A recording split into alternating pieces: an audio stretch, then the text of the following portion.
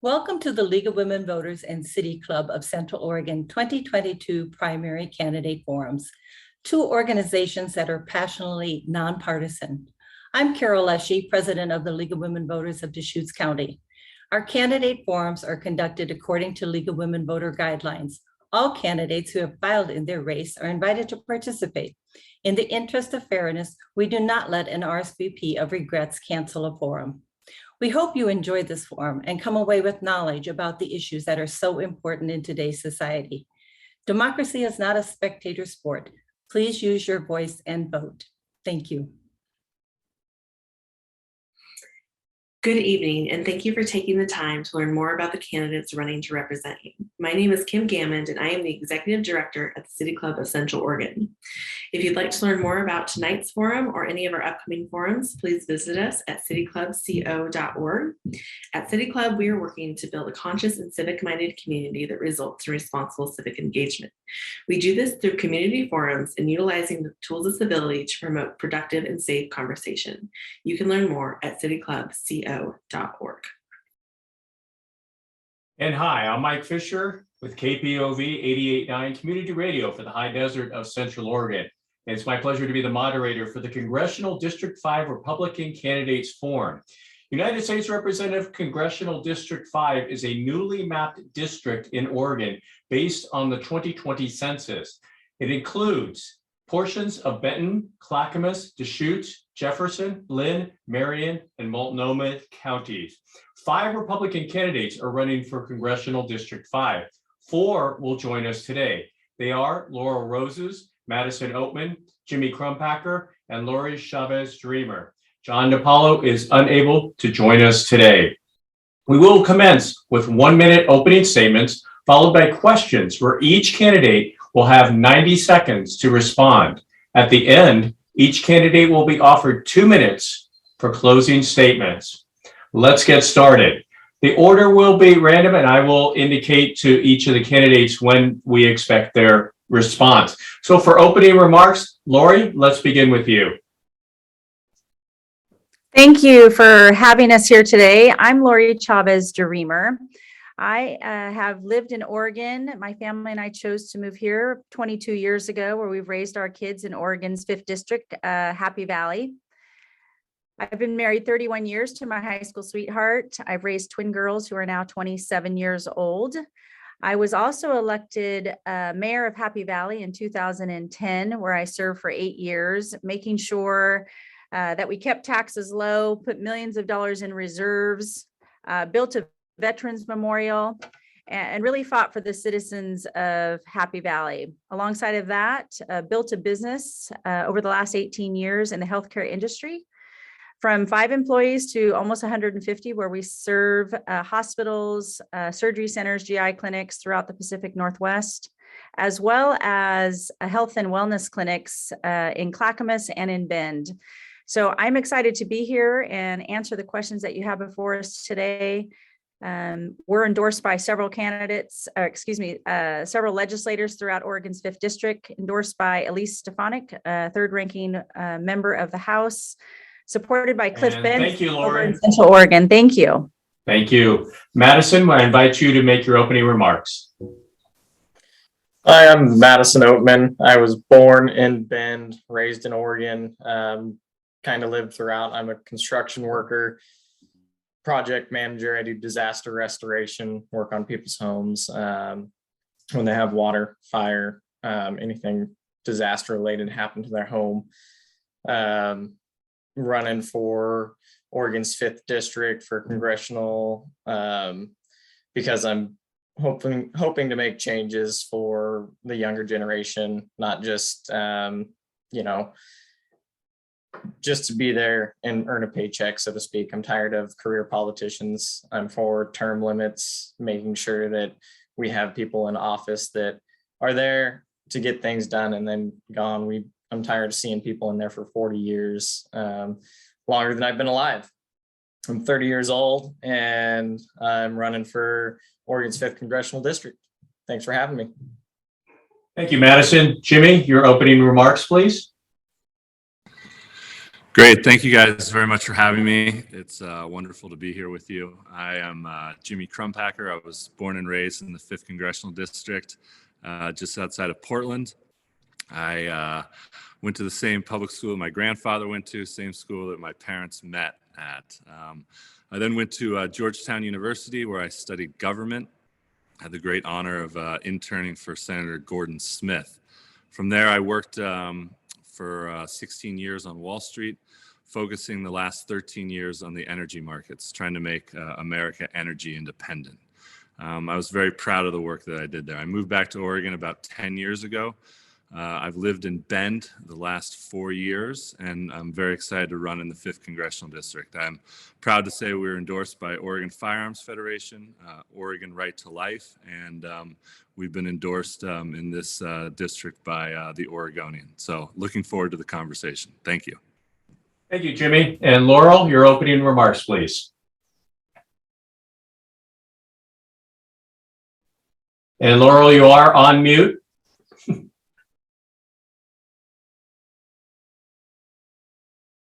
And Laurel, you're still on mute. There you go. Okay, there we go. I'm Laurel Roses. I was born and raised in Clackamas County. I had the quintessential childhood, starting to pick berries, which every kid in the community did. I went to boring grade school. Nothing boring about the town of Boring, but that's the community I grew up in. My husband grew up in Estacada, and so we knew that we wanted to raise our 6 children in a rural environment. So we live in what currently Malino. The closest town is Molalla. I decided to run for Congress because I heard Kevin McCarthy's speech, "Rules for thee and not for me," and it made me very concerned that we are beyond having hypocrites in Congress.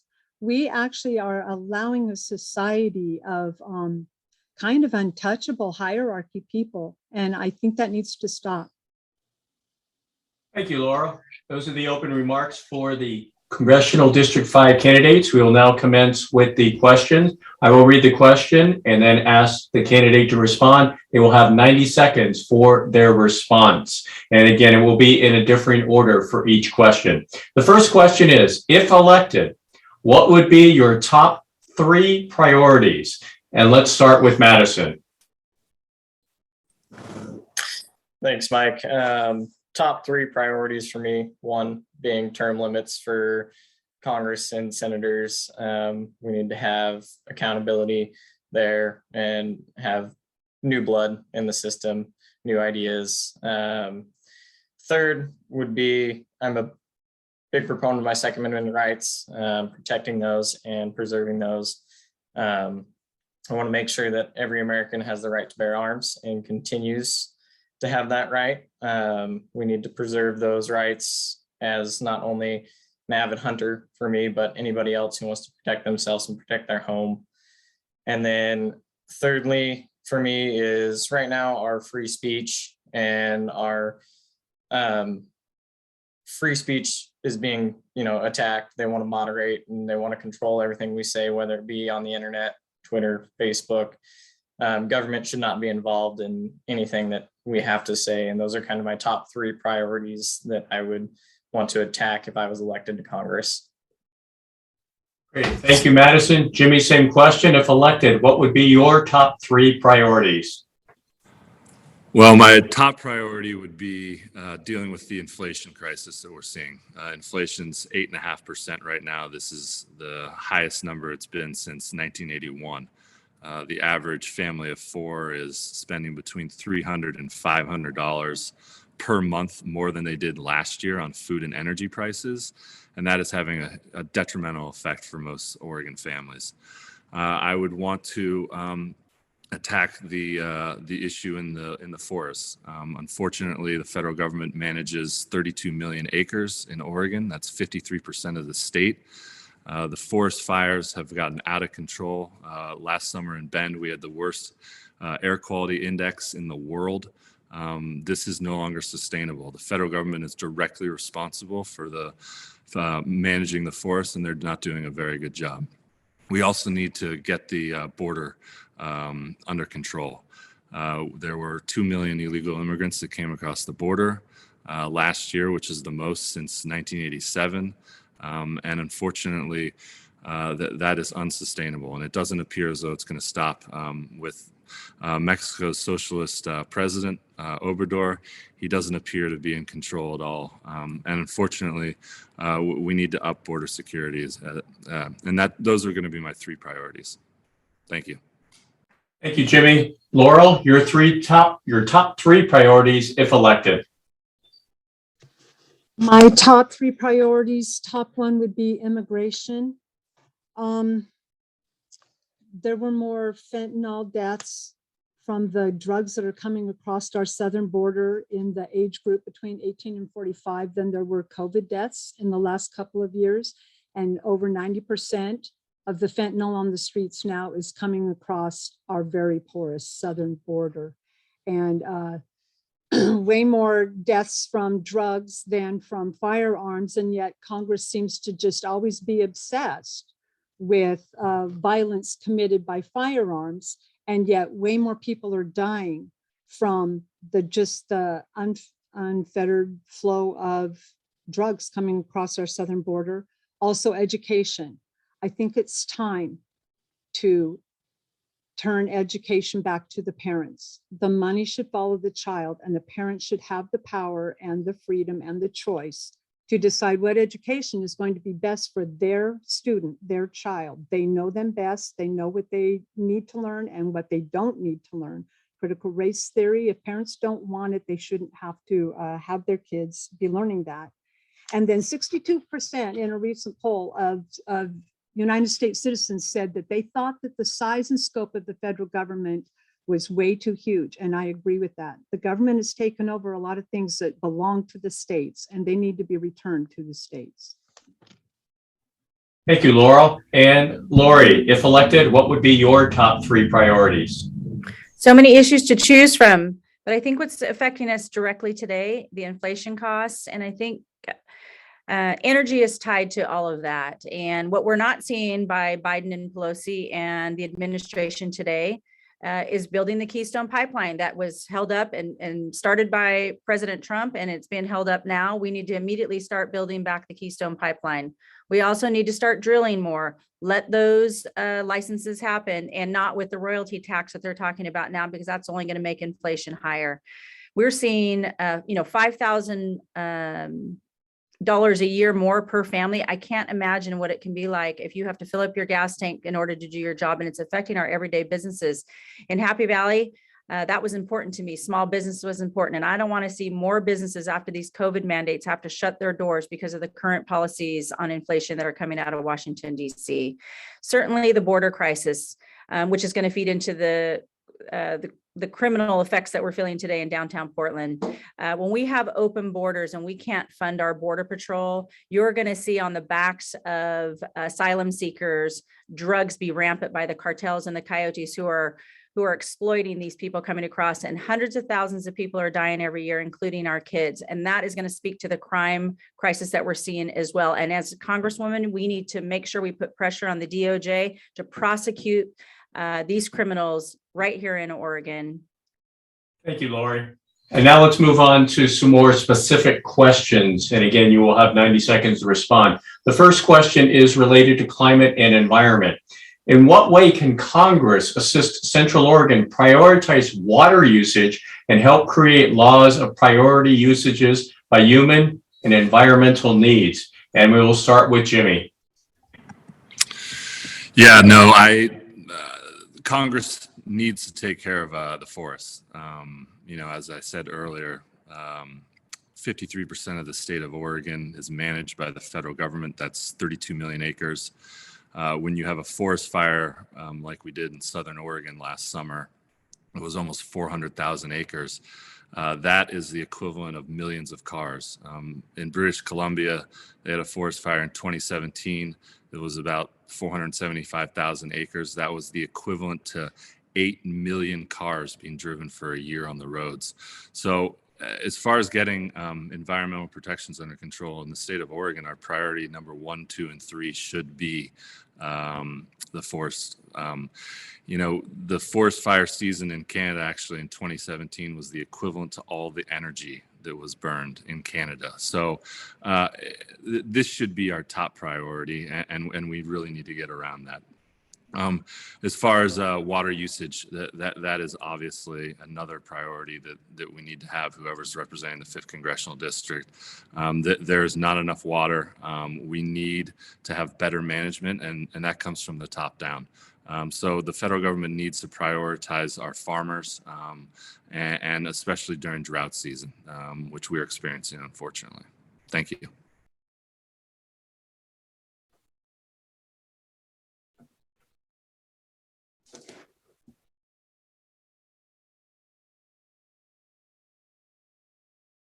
Mike, you need to unmute. Oh, so there we go. So Laurel, I'll repeat the question. In what way can Congress assist Central Oregon prioritize water usage and help create laws for priority usages by human and environmental needs? I think when people look at Central Oregon, they see this vast open land that isn't being used. And so they get the wild idea that, yeah, maybe we should let, big corporations like, Amazon or Facebook or whoever, build big facilities there because there's just all this open space not being used. But you're in the high desert. And just because there's land doesn't mean that there's water and all of the natural resources that it takes to sustain big, huge facilities like that. They're drilling 2,000-foot deep wells down into the aquifers and just tapping the water out of the aquifers, which then is reducing the amount of water in the reservoirs. And then you have all these farmers and ranchers who now have to haul water out to the cattle tanks in order for them to even feed their livestock. And so they need to be a bit more smart about the natural resources that are available when they're actually issuing permission and permits. Also, I know they're having a huge problem right now with, bikers and hikers and that sort wanting to put multi-use trails onto the BLM land where some ranchers have grazing rights. And wild cattle grazing and mountain biking and hiking do not necessarily mix, and they need to listen to the people who are in those industries. Thank you, Laurel. And Lori, your response to the same question about prioritizing usages of human and environmental needs and water. Lori, you're on mute. Anytime government wants to overregulate and put their thumb on everything, you can divide important groups on each side. And I don't think there's any of us that are here today who are going to say that we're not conservative, right? We're conservationists because our lands are so important to Oregon. We're seeing it with the timber industry. We're seeing it with our farmers and agricultural industry. And the uncertainty due to the overregulation is what divides us. And if we think that Washington, D.C., those laws aren't being written in by the lobbyists and the heavy dollar, that's where the problem is. I am for deregulation and making sure that the private sector drives the economy in this way. What we're seeing in Central Oregon is fighting over water rights, right? Whichever Oregon irrigation district that you're in, you've got your junior water rights, you've got your senior water rights.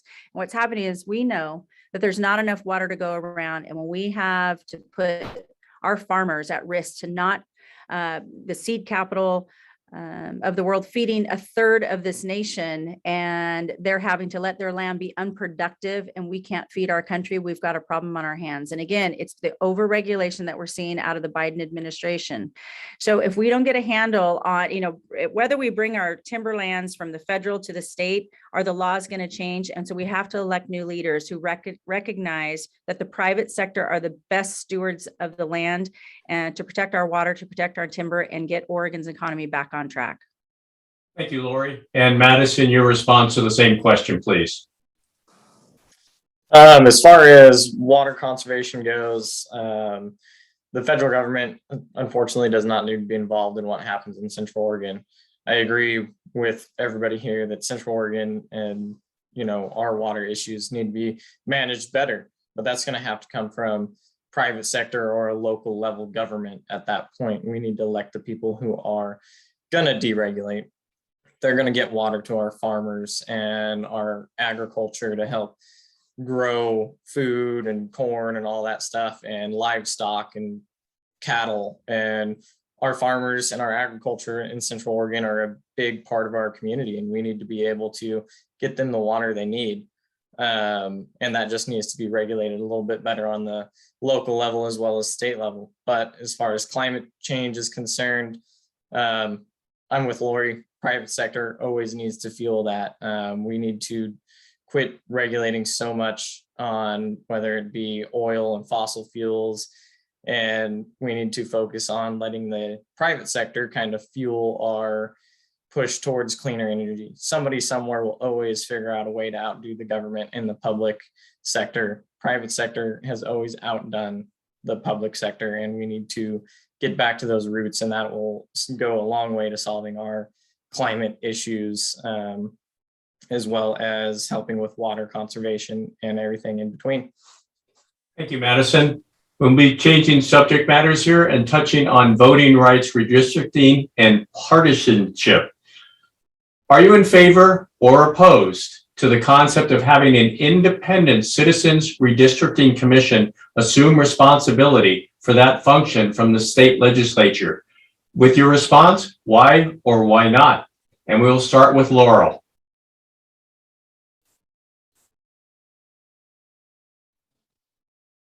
I'm always in favor of citizens being involved in making the decisions over another government agency that just adds another level of bureaucracy and citizens just don't have access to. That's why I believe just the closer and more local everything is managed, the more access the citizen has to the people who they've elected to manage it.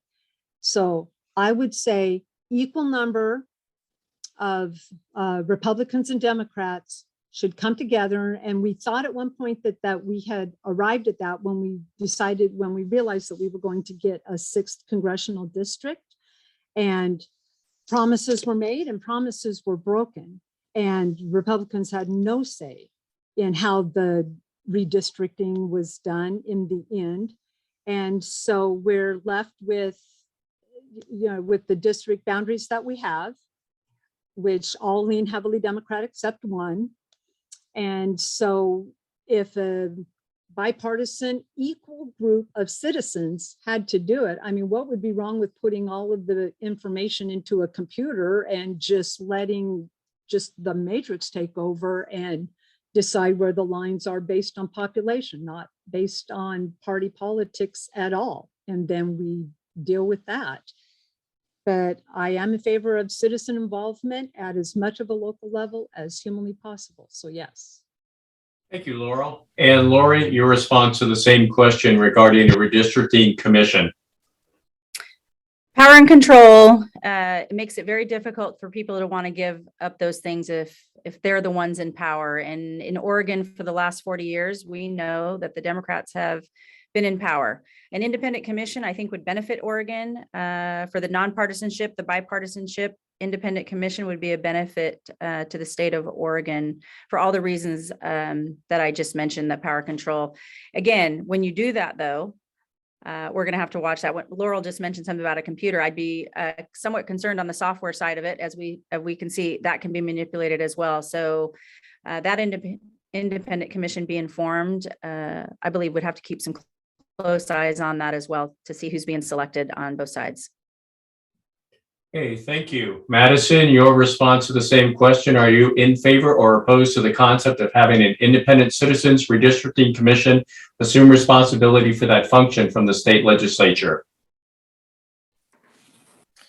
Yeah, anytime that your citizens can get involved in an independently operated, whether it be a group or however, as long as they're independent and we don't get politics involved, right? If we're going to redistrict something and our citizens are going to be involved, somebody somewhere is always going to try and push money towards somebody to do what they want, right? So we have to keep a close eye, like Lori said. If we're going to do something like that, there has to be a close eye from both sides. If we're going to have an independent takeover of our redistricting, we're going to have people from both sides watching that and making sure that nobody is being pushed one way or the other, or, being promised money from lobbyists or whatever it may be to do their bidding, so to speak. It's the same issue you have, with any government. We'll just have to keep a close eye on it, but I would be in favor of any citizen getting involved, whether it be, me or any number of people out there that just want to be involved. That's a good way to make the redistricting a little bit fairer. Okay, thank you, Madison. And Jimmy, your response to that question, please. I agree with my fellow candidates. I think it would be great for the citizens to have a say in redistricting. What happened over the last year was really unfortunate. You saw Tina Kotek make a deal with the Republicans, and then she broke her deal, which just shows, unfortunately, a lack of trust between the parties in Oregon. And what we ended up with was a map that was very gerrymandered originally, and luckily the Republicans had the backbone to walk out. And so we have a map now which is slightly more favorable than the original one, but at the end of the day, it favors heavily Democrats, especially if you look in the state house. The amount of districts that are unwinnable for Republicans is clearly unfair, and I think it's a disservice to all of our citizens. It's really important to have an equal share in the state legislature and in the federal makeup. What we've seen over the last 12 years is only one Republican has been representing Oregon, and so we haven't been getting a fair shake, especially when Republicans are in the majority in U.S. Congress and in control of the White House. So it would be great to have at least 3 or 4 members of the House from the Republican side. So, Jimmy, let me get clarity on it. Do you favor or oppose it? I favor citizens being involved. Yeah, sorry. Great, thank you. Appreciate that. Moving on to, well, everybody's favorite topic, pandemics and healthcare. Do you support Congress providing additional funds to build resiliency into our COVID response? And Lori, we will start with you. There you go. Being in the healthcare industry, this has been hits very close to home. When you said resiliency, right? The whole point of that definition is for us to be able to fight off any future outbreaks or, protect our fellow citizens. And I don't think what we saw over the last 2 years has really protected Americans. And I think we're going to pay that price over the next 2 to 5 years when we see the real outcome of, again, power and control by the federal government. I think a lot of us felt the need or we were suspect when the confusion of masking, for instance, and we're seeing it still today, where what's the answer? And we know you put a cloth mask over and take it down to eat or walk in one side of a restaurant and not the other side. It didn't really make sense, and the science didn't make sense to us. So to put more federal funding and put trillions more dollars into this already bad economy is not going to benefit Americans again, and it's certainly not going to benefit Oregon. I mean, we just came off of these mandates and they were detrimental to the state. Businesses closed, kids were suffering, schools were out, and we are going to pay a hefty price for that. So that word resilience, I'm not buying into it. And I think we need to get back to normal, and the people can decide. Mandates, I am not for and will never be for. Thank you, Lori. And Madison, your response to the same question regarding Congress providing additional funding to build resiliency into our COVID response. No, we don't need any more funding. Last thing we need to do in this economy is spend more money. The government has outspent their budget already. As Americans, we're over it. We're over the mandates. We're over people telling us how to live our lives. Whether we should wear a mask or not, that's up to you. If you want to do that, that's your choice. But the last thing we need to do is spend more money on it. We've spent trillions of dollars as it is for mandates and stuff that didn't even work. People took advantage of the system. They lost billions of dollars to people just stealing money from them. And the same with the states. That's the last thing that we need to worry about, is spending more money and causing more inflation at this point. Absolutely not. Hey, thank you for your response. And Jimmy, same question. No, I don't think the federal government should be spending any more money. At this point, we need to be tightening our belts. When Kurt Schrader came into office in 2008, the federal deficit was $8 trillion. Now we're at $30 trillion. And I really believe this is an Achilles heel for our country, and it is a national security threat. So spending more money is not the answer to any of these solutions. As far as the mandates are concerned, I'm glad we're finally getting through them. But I am very worried about the federal government spending more money.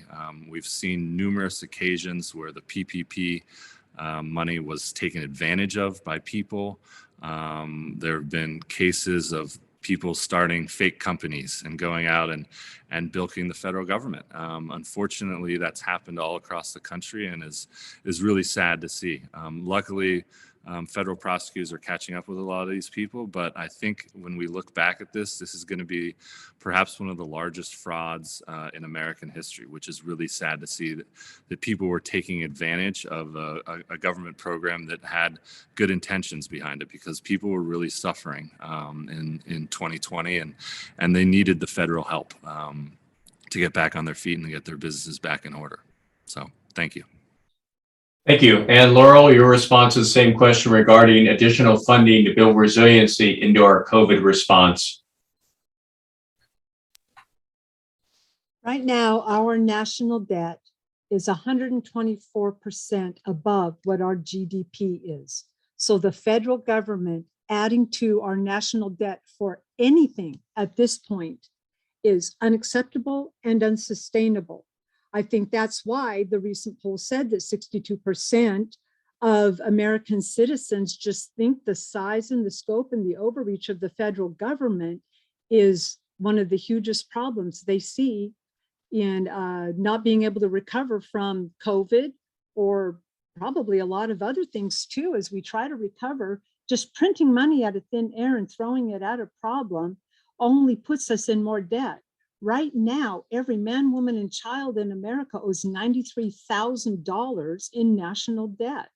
And that's unacceptable. It should be considered criminal. So thinking that the federal government printing more money and throwing it at whatever is the problem of the day is not a way to solve problems. Let's let the private sector do its job, do some things that they do better. Let's shorten or make smaller the size of the federal government. No more funding, no more debt. We've got to get a handle on our spending. We owe our children and our grandchildren a huge apology for the mess we're going to leave them financially. Thank you, Laurel. Moving on to crime and gun control. What is your position on requiring universal, completed background checks for firearms? Madison, we'll start with you. We already have background checks I own a lot of firearms, and I've purchased a lot of firearms in my lifetime. They do background checks for everybody who's purchasing. We just need to leave that system alone for the most part. I believe that it's every citizen's right to bear arms, and if criminals are going to get guns, they're going to find a way, whether it be purchasing them from somebody else or having somebody else purchase them for them, or whatever it may be. Trying to crack down on law-abiding citizens to pretend that criminals are never going to be able to access a gun if we crack down on law-abiding citizens is ridiculous. I, for one, am all about people having guns and legally having guns, but at the same time, we can't stop criminals from being criminals, right? It's just part of society. We live in a world that has always had criminals and people doing bad.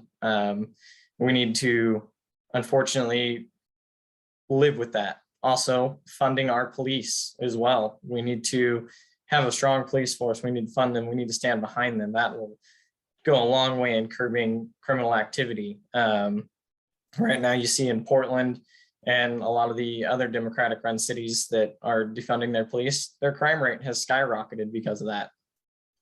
Thank you, Madison. And Jimmy, your response to requiring universal completed background checks for firearms. Yeah, I would echo what Madison is saying. I am a staunch defender of the Second Amendment. There's a reason Oregon Firearms Federation has endorsed me. I myself have a concealed carry. And I look at the situation in Portland and what has happened. The murder rate is up 300%. And people want to, blame guns for that. But the reality of the situation is when you defund the police and you have city commissioners that are not supportive of police, we have this incredible murder rate that it was a record-setting murder rate last year in the city of Portland, breaking the record set in 1987 by 25%. In fact, murders were up 300% from pre-pandemic levels. So, when people ask me about the Second Amendment, I say, I'm a staunch defender of the Second Amendment, and that doesn't necessarily, the murders that are happening. A lot of it is just because the police force was shut down. Unfortunately, the gun unit was shut down in Portland, and they had all the contacts within the gang areas. And unfortunately, what we're seeing with this uptick in violence is very preventable, in my opinion. We just need to give more resources to our police force. Thank you. Thank you, Jimmy. And Laurel, your response, please. I think it's ironic that there are certain sectors of the population that think that you can go to a gun show and buy a gun and walk out without a background check. Or you can just advertise a gun for sale in the newspaper and just have someone show up and and sell your gun to them. All of that behavior is illegal. We already have super strict background check laws, and those just need to be enforced. And if someone with nefarious intentions wants a firearm, of course, they're not going to walk into a gun store or a gun show and purchase a firearm. And so to say that we need to do even more is just making it harder for a law-abiding citizen to get a gun, because criminals aren't going through the same process that people like Madison and I go through when we want to buy a new gun. So it's kind of naive on certain people who aren't into the gun culture to believe that, we just need stricter background checks. We don't. We have very strict background checks. The Second Amendment says, shall not be infringed. And I think people are forgetting that. The right to bear arms shall not be infringed. If a convicted felon even has completed their jail time, eventually they should be able to get a firearm themselves once they paid their debt to society. Thank you, Laurel. And Lori, your response on the position requiring universal completed background checks for firearms. When you're an avid gun owner or proponent of the Second Amendment to the letter, and you own guns and you've gone through background checks. As a matter of fact, I just went through 2 background checks in the last couple of weeks, and I'm a concealed carry for years, and they still had to be held up for a week or 2 and us to get through the system. And then I was able to follow through with that. We ask ourselves, why, as law-abiding citizens, do they want this? And it actually just went through the House this last year, with some Republicans jumping on the side of the Democrats to say universal background checks. And when you ask yourself why, it's just another way to garnish control, enter our names into a national database to follow what we're doing as law-abiding citizens. The other issue that I think is important is the crime that we're seeing. And it was kind of mentioned, but when we're talking about closing the border, the criminal activity, the gang activity that we're seeing, you can't clamp down on that without infringing on the rights of citizens like us. And we're the tool And we are the narrative that they can say, you know what, it's a gun problem, and it's not a gun problem. And that's why we need to change the leadership in Washington, D.C. So when they try to pass this through the House, that we can say no to that. And being soft on, gun control as a Republican, to me, is out of tune with where we're headed. Can you imagine if Ukraine, they had taken all their guns away, where would they be today? America needs to think about that. And it's to keep guns so that we're a tyrannical government, and we have Thank to you, make Lori. sure that we're protected. Thank you, Lori, for your response to that. Moving on to immigration. Now, each of you touched on immigration and border management in your opening remarks. Now, if elected, can you amplify, please, on what specific solutions that you will propose and support? And Jimmy, let's start with you. Yes. As far as our immigration issue, as I stated earlier, we had 2 million illegal immigrants come across the border, which was the most since 1987. We clearly need to do something different. Our response at the southern border is not working right now. We need to, from a federal standpoint, increase the budget of our border security. That comes, we need more people. They need more surveillance tactics. They need, they need things across the board to help out. It would help to build the wall. Having a wall helps, but without having people looking after the wall, a wall doesn't have the same effect, unfortunately. So this is a solution that I don't think is going to get better anytime soon, unfortunately, with what's happening south of the border with a socialist president in Mexico. You are seeing pressure coming from both sides. The Biden administration has been weak. The Mexican economy has been weak. And so therefore, this huge flow of illegal immigrants is going to continue to come across the border. And without having border security properly funded, unfortunately, I think it's going to get much worse before it gets better. Thank you. Thank you, Jimmy. And Laurel, your response. What specific solutions would you support and propose if elected? There's like 4 definitions of people who are coming into our country. There's immigrants who fill out the paperwork, wait their turn in line, and are welcome with open arms to come and embrace the American dream. There's asylum seekers, people who are fleeing very violent and corrupt societies, and we have a way for them to apply for asylum. There's refugees. We've brought in over 100,000 from Ukraine here. They hope someday to return to their country, so they just need a safe place to stay until their country gets stabilized. And then there's illegal aliens. And I think that's really the issue that people need to deal with. Although there are some people who are illegal aliens, but they've lived here for 20 years. They have families, kids are in school, they speak fluent English, they're gainfully employed. You cannot deport all of those people. That is unrealistic, and it's unkind, and it's not the American way. But we do need to come up with a solution. My solution would be to come up with some permanent residency situation where if they are not on any government handouts and they haven't been committing crimes and they've been here over a certain amount of time, they'll never be able to apply for citizenship and they'll never be able to vote, but they can stay here, come out of the shadows, and live a happy, productive life. Thank you, Laurel. And Lori, your response, specific solutions that you would propose and support.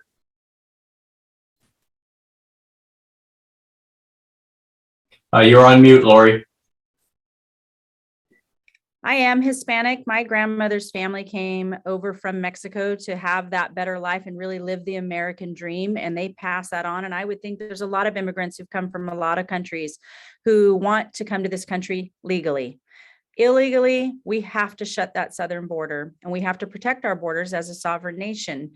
Funding our border patrol is not just building the wall. We're talking about supporting the border patrol and the funds that they need. When we're talking about drones and really look at the morale. We're seeing it every day on the news where we don't have enough border patrol to even, manage the wall that we have. And then not only did Biden's administration stop building the wall. They wouldn't even sell the equipment to Texas, who now wants to step up and do that. So they don't think that that's important to close the southern border, but they're also going to infringe on our state's rights to do the same thing. And I find that just ridiculous. The Remain in Mexico policy was wiped away. Title 42 is now going to go away.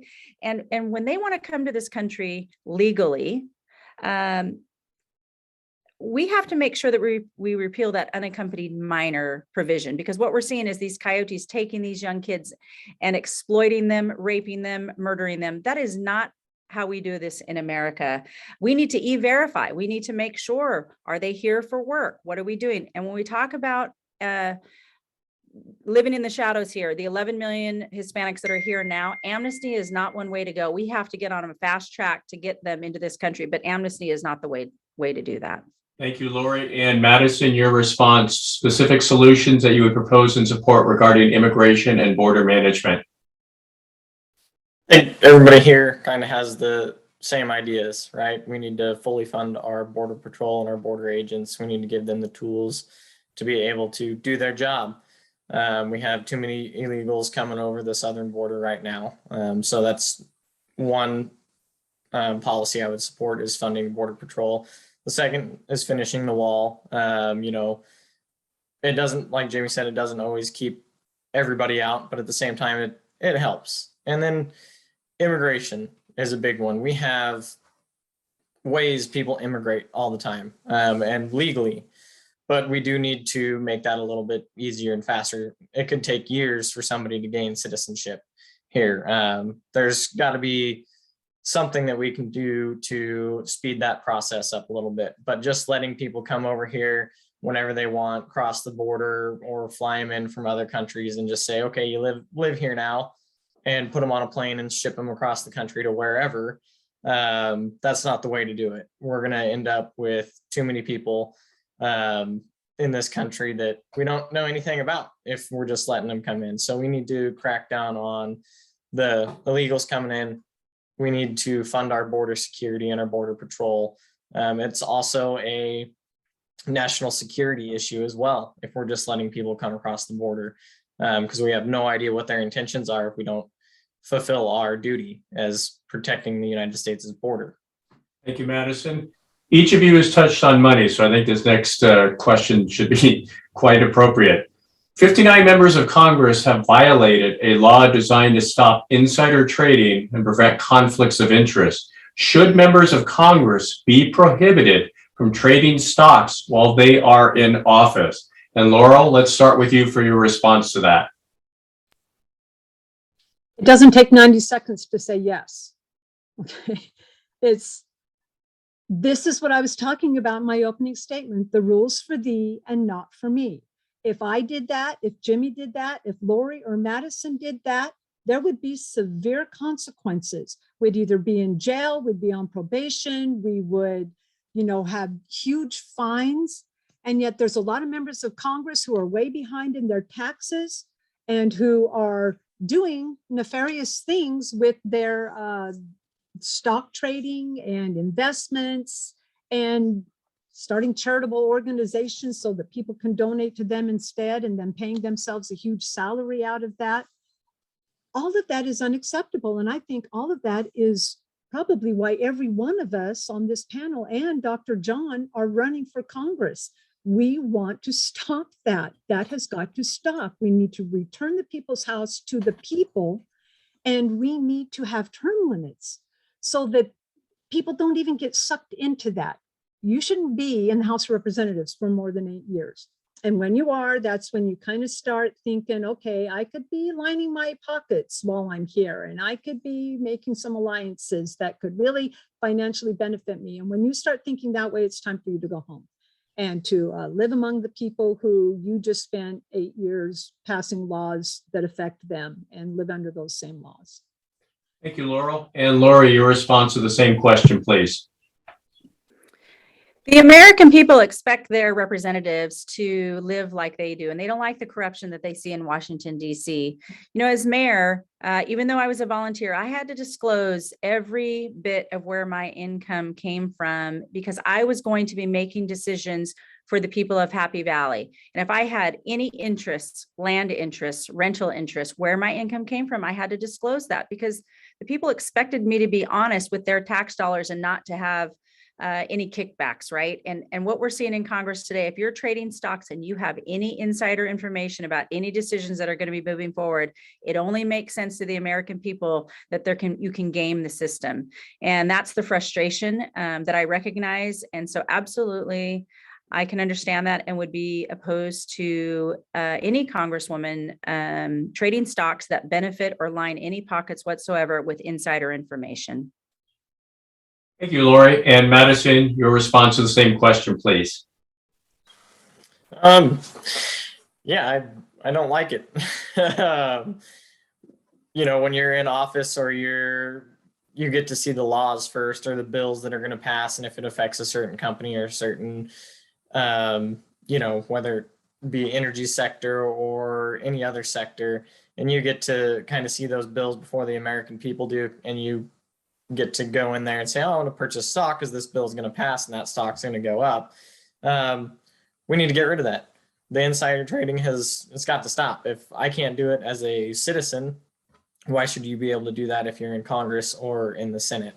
I definitely support any bills or laws that pass to keep that from happening. And we need to keep our Congress people and our senators in check. We need to make sure that they're not there just lining their own pockets, rubbing elbows with anybody from other sectors, and you know, making sure they make friends in right places. That goes hand in hand with them campaigning as well. We just need to make sure that we keep a tight watch on where that money comes from. Thank you, Madison. And Jimmy, your response to the same question.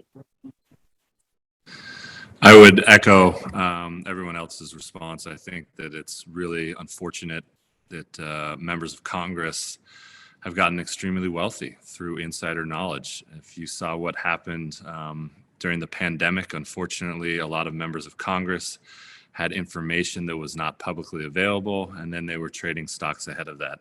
And, you know, Kurt Schrader, who I'm running to replace in November, is one of the has one of the worst track records when it comes to trading stocks in Congress. And it's been highlighted throughout the course of the last year.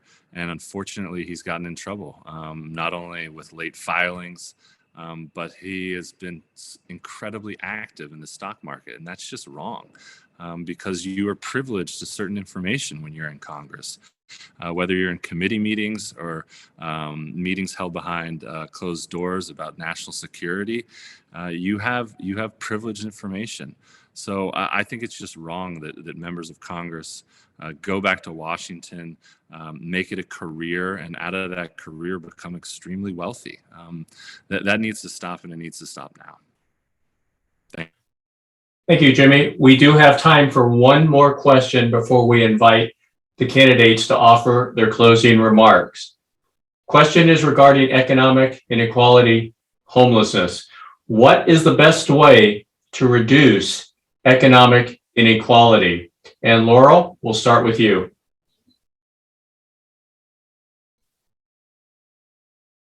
Economic inequality is caused by so many things that thinking that there's just a one simple solution. If you go among many of the homeless, the shelters are not always full. The shelters in Portland are working at about 80% capacity, which means that there's 20% more capacity for people to get off the streets if they wanted to. They don't. So one of my 6 bullet points for my campaign has been that we have to attack this whole problem: economics with homelessness, drugs, and mental health, and the crime that comes with it. So I know that the Supreme Court said that you can't force people into, mental health facilities to get them the help that they need, but we have a mental health crisis. And I think, and the drugs on the streets coming across the southern border is what's causing that.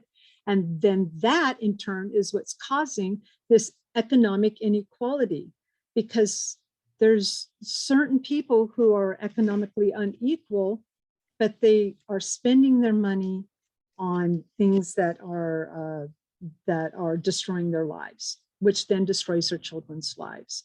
And so it's like getting a handle on all three of those issues at once and getting people back to work. Thank you, Laurel. Lori, your response to that question, please. The best way to reduce economic inequality. Well, I think you kind of referenced it to homelessness, and there's a couple avenues of homelessness. We've talked about homelessness crisis really throughout this campaign. People on the streets, people who are addicted to drugs, people who are just down and out, and that's a different sector. I want to kind of touch on homelessness and the fact of who can afford a home, right? And in Oregon, and with our land use laws, and again, overregulation, which I know as a mayor, if you have a shortage of housing, you can cause real income inequality, right? I mean, home ownership is a good thing in this country, and it's what we should all strive to have. And we've come up against that. Not only with, again, land use and urban growth boundaries, we're going to have 600,000 units shortage in Oregon. Where are these people going to live? And unless we work with our private sector again to deregulate, open up some of our land so that we can build more homes, so that young families can buy their first home in order to have their income and their economic viability go up, that should be a goal as legislators. As far as the homelessness crisis, we have to get a handle on the drug issue. And again, that can go all the way back to the border, and we've kind of talked about that. So I want to make sure that we stay focused on home ownership as well, because we have a lot of renters in this state and in this country, and we are not helping them as legislators with these overregulation and over policy, and not allowing them to have a vibrant economy and purchase their first homes to economic freedom. Thank you, Lori. And Madison, your response to that question about economic inequality and homelessness. I'll touch on the homelessness first. Kind of what Laurel and Lori had talked about already. We have drugs coming across the border. We have a mental health crisis. We've all been, sitting in our car with a homeless person screaming and yelling at nothing, because either A, they're on drugs, or B, they have a mental health issue. And we need to figure out how to tackle those issues for homelessness and get those people the help they need and keep drugs from coming across our southern border. Here in Oregon, we've decriminalized a lot of drugs. That does not help the homelessness situation. We're not helping anybody with decriminalizing drugs. We need to get back to enforcing the laws there. And then the housing market, that's a big issue, especially in Central Oregon, right? The housing market is pretty high right now. I think the median home price in Central Oregon alone, or Bend, was $750,000. No person can afford that even if they're making $50,000, $60,000 a year. Me personally, I have a pretty big piece of property, and I've tried to build a couple of different times, build another house or another apartment or whatever it may be, and they have regulated me to where I can't do that on my own property. But yet we want to pass all these bills for close housing and urban growth boundaries, but they won't even let me build on my own property. Thank you, Madison. And Jimmy, your response, best way to address economic inequality and homelessness. Well, economic inequality is severely damaged in the United States when inflation's at 8.5%. The best thing that the federal government can do is get that under control. If you are making $20,000, you still have to fill your gas tank, where that has a dramatic impact on your bottom line.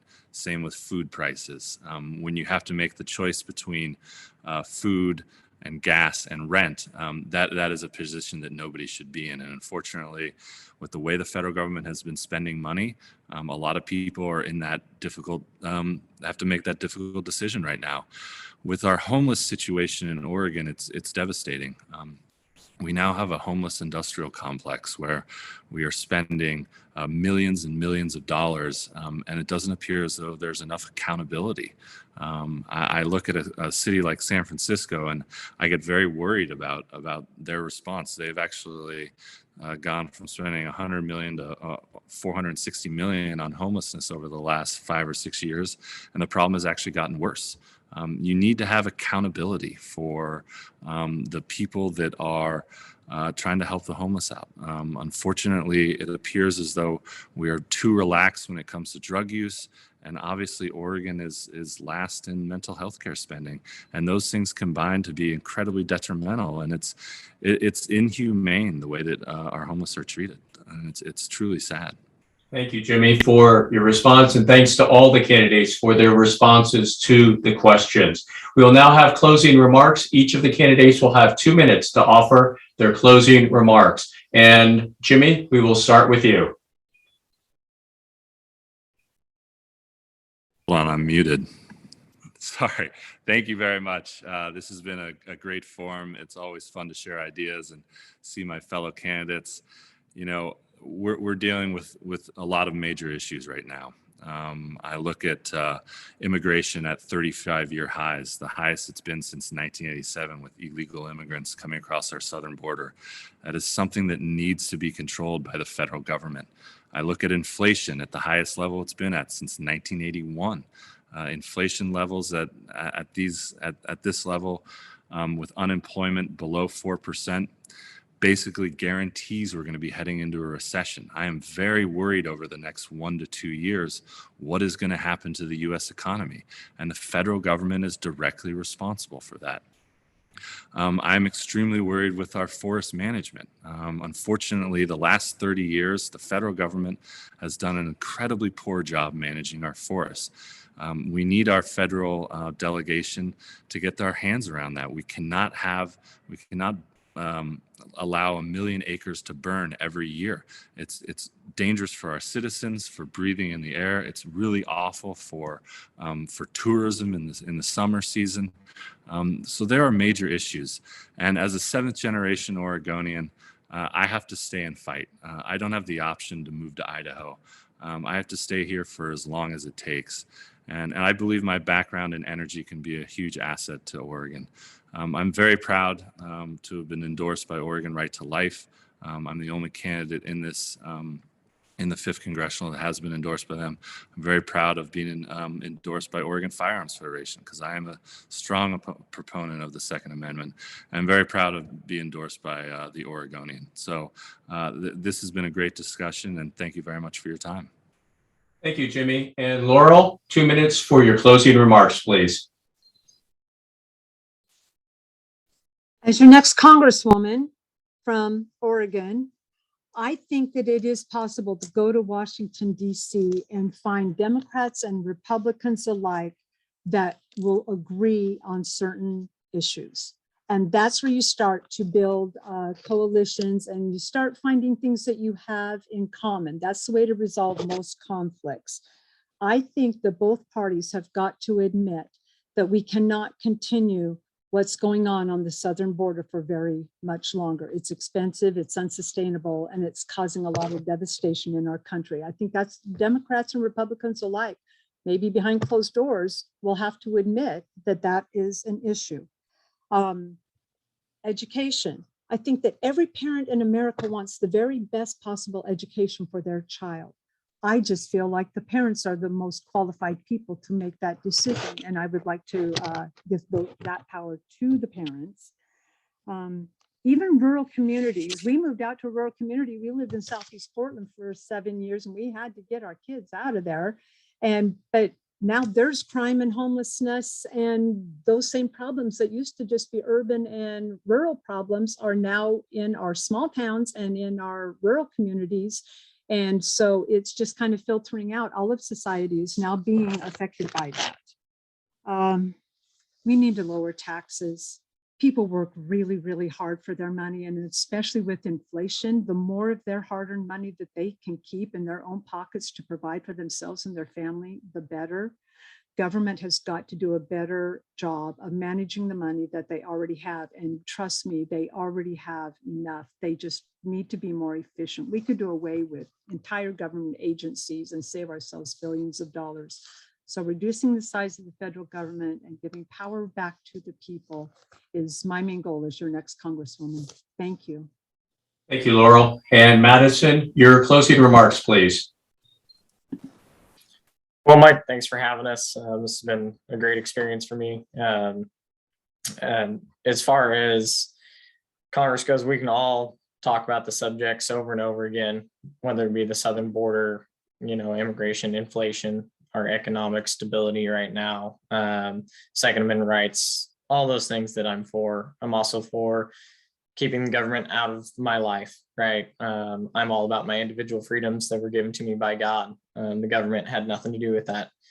God gave me all my freedoms, and I will fight to protect those freedoms for everybody. We don't always have to agree on everything.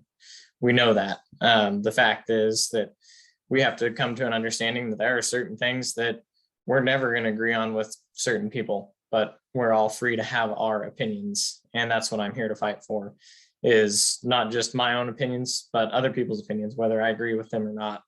And that's why I hope to earn everybody's vote come this May to hopefully represent them as a Republican. And I will fight for everybody's freedoms, gun rights. I'm pro-life, not endorsed by anybody. I don't have any money backing me. I'm just a construction worker, small-time candidate, but hopefully I can be that voice. We need somebody in Congress who's going to be that voice for Oregon, who's going to stand up and say, this isn't right. It doesn't make sense. We have to have common sense politics. We need to make sure that it makes sense for the people, especially the middle class.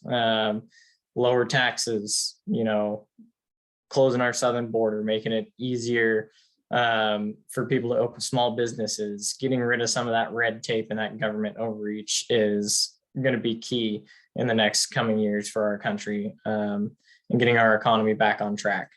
Thank you. Thank you, Madison. And Lori, 2 minutes for your closing remarks. Thank you, Mike. When we ask the voters of Oregon's 5th district, whether you're in Redmond, Sun River, Happy Valley, Milwaukee, Wilsonville, what they're looking at is somebody who has a proven track record. And when we're talking about education, I've put my kids through the education system, and I've worked with the kids of Happy Valley, creating spaces for them in their communities. When you talk about business employment labor and laws and inflation on your businesses that you've been supporting, and those families who are been supporting your business, you actually have to know what that's like to grow that business from 5 to 150 families. When we're talking about inflation, you have to know what it's like to buy those groceries, fill up the gas, and worry how you're going to make your payroll at the end of every month. When we're talking about the southern border, I think being a female, being Hispanic, and knowing what it's like to have your family come across a border legally and talk to the Hispanic population that's moving forward and know that their faith, family, and freedom is important. I think it's going to take that proven track record. Taxes, keeping taxes low, a mayor who has kept their taxes low in their community, I think that's important. Putting millions of dollars in reserves, I think that's important. And I believe when they're asking us as voters to send us to Washington, D.C., they want to know that we're going to come back and have been fighting for them with integrity, with grit, with heart. Not that we're going to know everything. And I don't think any voter in Oregon's 5th district thinks we know everything already, because they want us to carry their water. And I'm not going to go to Washington, D.C. and pretend that I know it all. It's, am I going to go back as who I said I was, fight for what they asked me to fight for, and come back and report with that honesty and integrity and fight for them in Oregon's 5th district. And I couldn't be more proud to be with you all today, and look forward to earning your vote and being your next Congresswoman. And that's why I'm endorsed by who I'm endorsed by. So thank you for those endorsements. Thank you for everybody there. Mike McLean, Cliff Bentz, Lee Stefanik. I appreciate your time. Thank you, Lori. And thank you to the candidates, Laurel Roses, Madison Oatman, Jimmy Crumpacker, and Lori Chavez-DeRemer, for participating in the League of Women Voters of Deschutes County and City Club of Central Oregon Republican Primary Congressional District 5 Forum. Now, your vote is your voice. So make sure that your ballots are in by May 17th so that your voice can be heard. For more information about the candidates in the 2022 primaries, please check out vote411.org. I'm Mike Fisher from KPOV 88.9 Community Radio, serving the high desert and beyond of Central Oregon. It's been my pleasure to moderate the Republican Congressional District 5 Forum. On behalf of the League of Women Voters, the City Club of Central Oregon, and the candidates, thank you so much for watching.